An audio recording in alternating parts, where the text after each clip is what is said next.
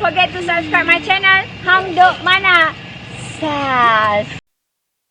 Assalamualaikum, selamat datang lagi ke channel Hang Dok Mana. Mari kita dengar bidasan Datuk Lomar Adam terhadap pelbagai kenyataan Tung M ketika beliau diinterview di Keluar Sekejap. Betul saya baca di sikit kat sini. Anwar kini lebih buruk dari orang yang dia mahu reform Mahathir. Dr. Mahathir Mohamad berpendapat bahawa Anwar Ibrahim menjadi lebih buruk daripada orang yang dia mahu laksanakan reformasi selepas menjadi Perdana Menteri. Anwar yang memulakan reformasi pada tahun 90-an pernah menuntut agar pemerintahan BN ditamatkan dalam kerajaan, tetapi kini bersama dengan gabungan itu dalam pentadbiran semasa. Okey, mari kita dengar bidasan daripada Datuk Lomar. Dia akan komen macam biasa. Pasal Keluar Sekejap ni, ramai banyak media outlet yang pick up, netizen pun cakap pasal temu bual hari ni. Sewaktu temu bual Keluar Sekejap bersama Tun M, Tun mengaku yang beliau mengamalkan kaedah matlamat menghalalkan cara, yang mana dia bekerjasama dengan DAP untuk menjatuhkan Datuk Najib dan kini bekerjasama pula dengan PAS kerana mereka mempunyai matlamat yang sama. Ya. Memang tidak dinafikan bahawa dalam banyak-banyak ayat Tun Dr. Mahathir, biasa dia buka mulut je, dia menipu. Hari ini Alhamdulillah, buat kali pertamanya saya mendengar sesuatu yang benar daripada mulut dia.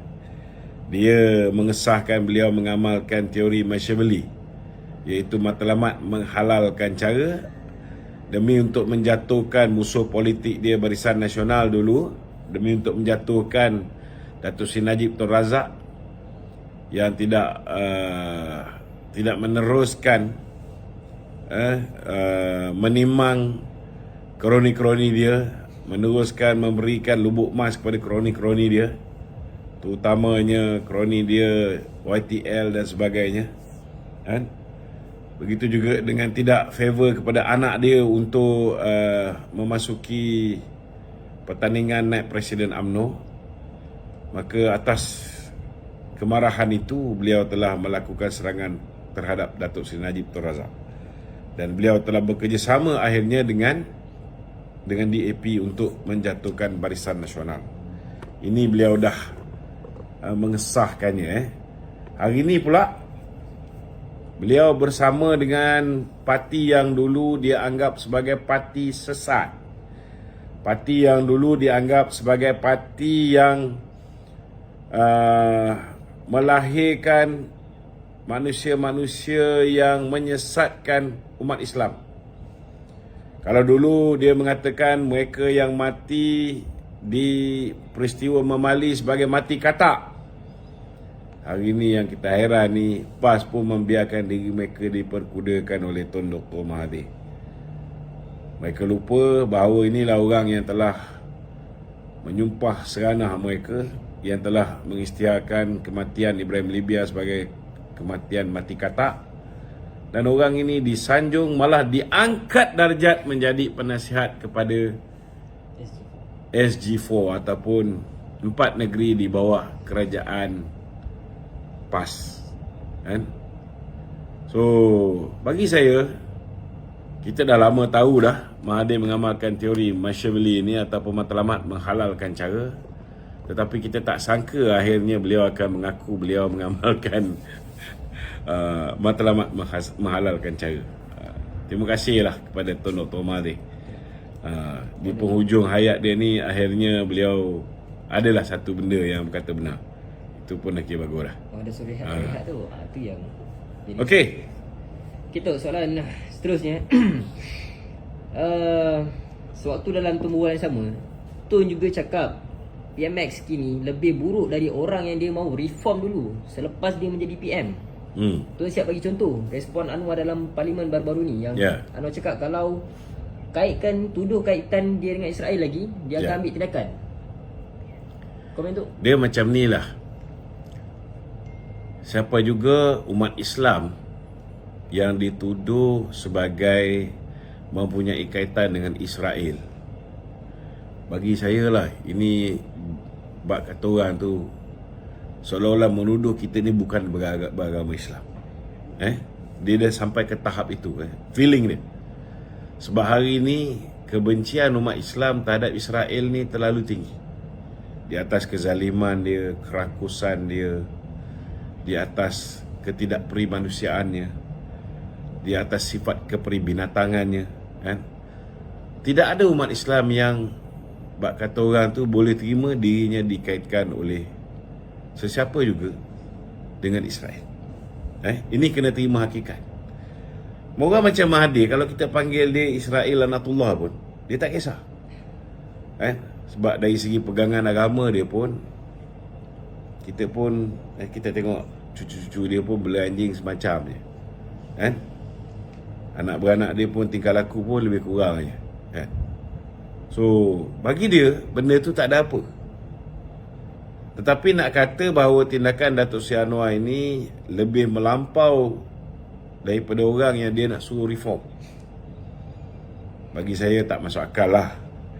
Kalau nak dibandingkan dengan Mahathir, yang hari ni bukan main lagi nak cerita tolong Melayu lah, apalah, kan?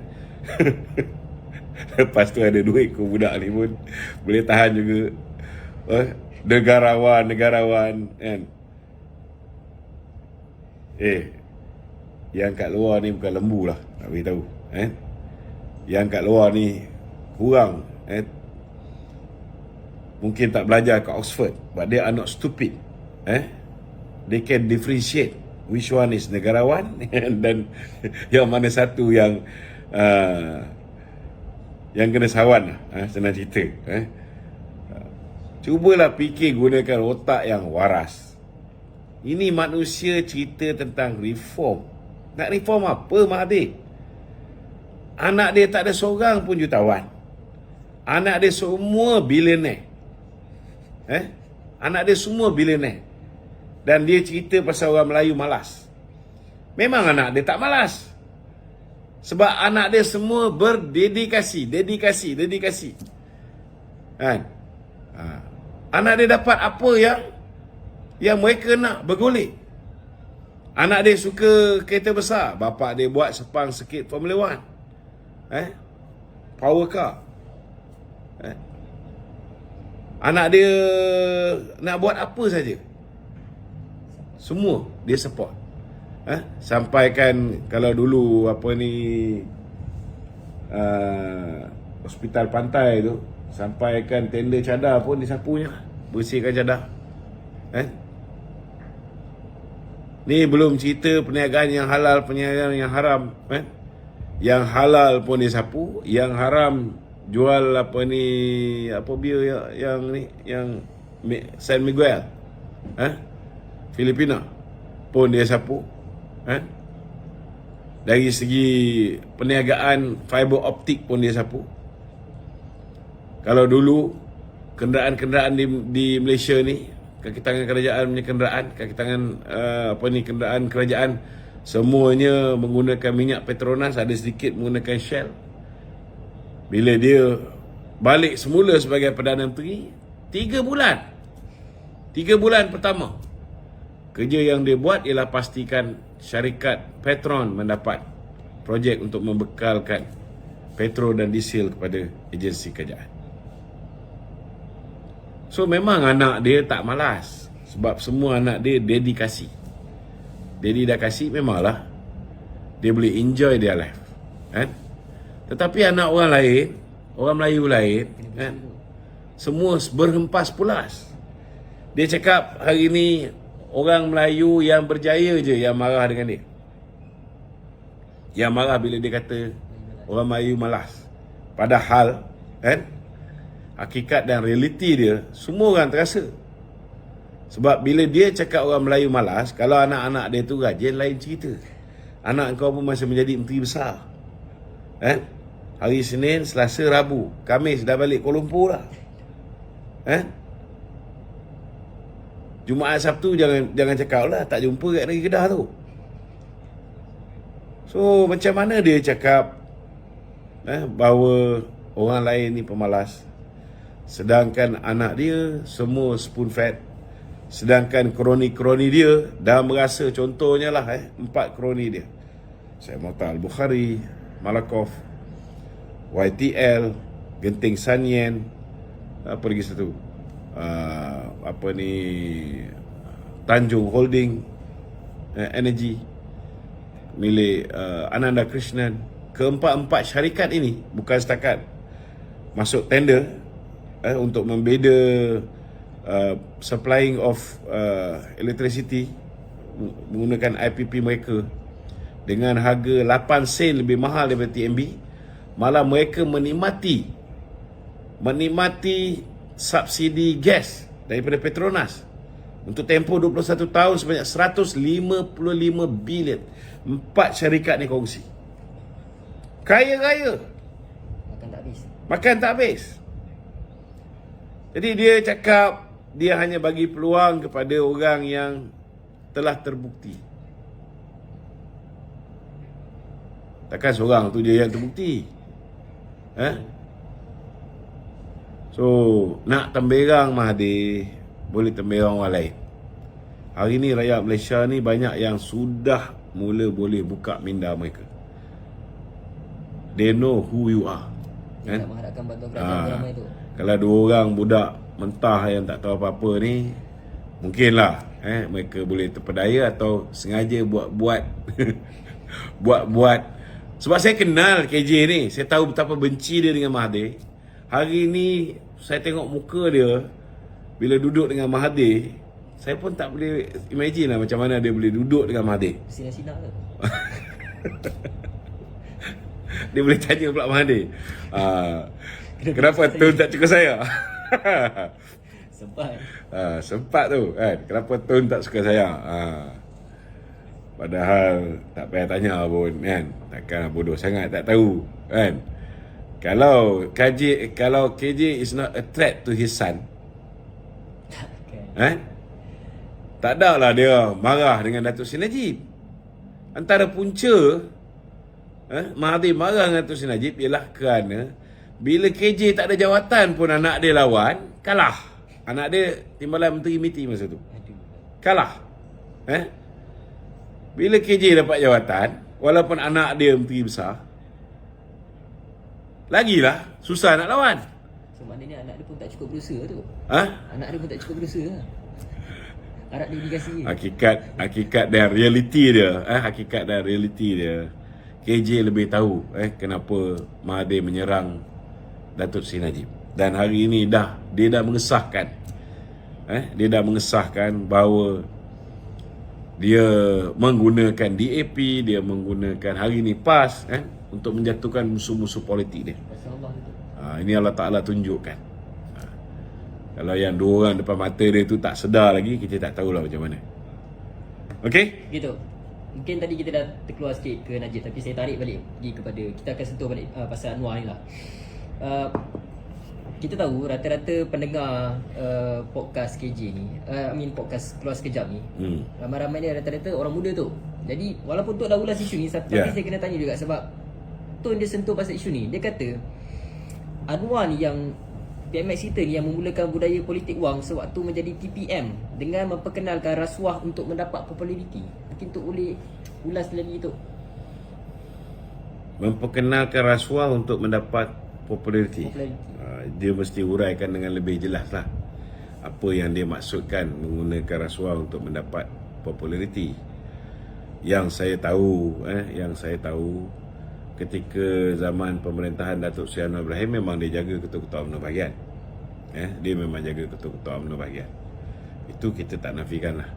Kita tengok Azmin Ali dulu pun, kalau dibandingkan dengan pemimpin-pemimpin PKR lain, dia pun mengikut jejak langkah Datuk Seri Anwar. Dia menjaga kepimpinan PKR cabang bahagian semua. So itu budaya politik masing-masing. Ada setengah orang bila dia berkuasa, dia fikir pasal diri dia saja. Macam Mahathir. Bila dia berkuasa, dia fikir pasal diri dia saja. Bila dia ada peluang untuk inject stimulus package untuk merangsang ekonomi negara, macam mana cara Mahathir membelanjakan duit tersebut? Dia ambil duit Petronas, dia bantu syarikat perkapalan milik anak dia. Alasan yang dia pakai, kalau saya bantu syarikat ni syarikat besar. Di bawah syarikat ni, syarikat perkapalan ni ada banyak pekerja. Bila ada banyak pekerja, maka pekerja-pekerja ni akan tetap mempunyai kerja dan syarikat ni akan membayar cukai. Itu cara Mahathir. Hakikat dan realiti dia, kalau dia ambil 2 bilion duit Petronas, berapa banyak yang sampai kepada gaji pekerja? Sebahagian kecil. Sebahagian besar untuk menyelamatkan tengkuk anak dia, yang kita tahu masa tu dah kelar-kelar tangan. Dan kalau nak hidup, nak survive pun, syarikat ni perlukan bantuan dari kerajaan. Do you think they will pay the tax? We are not idiots. Berbeza dengan Datuk Seri Najib. Macam mana cara Datuk Seri Najib inject stimulus package? Contohnya 2017 kali terakhir, 2018 pun sama. Dia inject, bagi bantuan dalam bentuk BRIM, bantuan awal persekolahan, dan banyak bantuan-bantuan lain. Dia bagi direct pada rakyat. Ambil contoh dia bagi 6.8 bilion, ianya dapat dinikmati oleh 7.1 juta orang, juta keluarga. 7.1 juta keluarga ni, saya pergi ceramah masa saya di MOF tu. Setahun dalam 300 ceramah lah kita pergi. Saya baru jumpa 4 orang je. 2 daripadanya ialah pelajar yang tak belanjakan duit BRIM ni. Maknanya yang rest semua belanja. Kalau dia beli ayam, itik, kambing, lembu, ianya akan memangkin industri penteranakan. Putaran ekonomi kita tu. Kalau dia beli susu, dia beli sayur, ianya akan memangkin industri pertanian. Kalau dia bayar sewa beli rumah, sewa beli kereta, ianya akan memangkin industri perbankan, pemotoran, kenderaan dan sebagainya. So ini akan merangsang ekonomi, akan ada kecairan di pasaran. Dan benda ni akan dapat direct pada tangan rakyat. Macam apa yang Datuk Seri Anwar buat sekarang ni. Kita tak pernah sangka, dalam keadaan kita mewarisi hutang 1.5 trilion, kita boleh bagi 3,700 tahun depan. I couldn't imagine it. Tapi dia boleh buat. Sebab dia rakyat sentrik. Mahathir ni kroni sentrik. Kroni and dia punya kids lah, dia punya anak-anak. Itu sebabnya anak-anak dia gagal untuk jadi jutawan. Semua billionaire. Banyak kali saya ulang benda ni, tapi orang tak faham. Termasuklah 2 ekor KJ dengan Petra Pet. Sebagai orang yang kenal betul dengan Mahathir ni dan tahu betapa rakusnya Mahathir ni, saya pun heran lah, macam mana dia boleh panggil Mahathir untuk dia interview, sedangkan seminggu yang lepas dia panggil TMJ. Saya cakap terus terang lah, saya tak tengok KJ punya live ni. Tapi sebab orang tanya tu Bukan, sebab TMJ ada dalam tu. Itu sebab aku tengok. That's the only keluar sekejap yang aku tengok. Hari ni sebab ialah orang tua puaka ni diinterview oleh orang yang benci dia. So something maybe interesting. Tengoklah sekejap. Nothing much. Tapi sekejap lah. kita boleh tengok betapa 2 orang hipokrit ni boleh combine and please each other okay lah. It's their rights. Dia orang punya right. Dia orang boleh interview, tak ada masalah. Okay.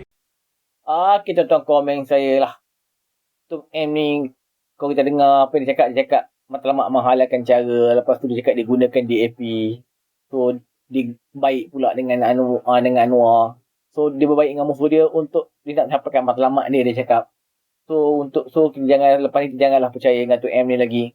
So sebagai pengajaran lah untuk Pakatan Harapan supaya jangan lagi nak percaya dengan Tok M ni. Okay, mari terus menyokong kerjaan perpaduan PMN Anwar Ibrahim. Assalamualaikum.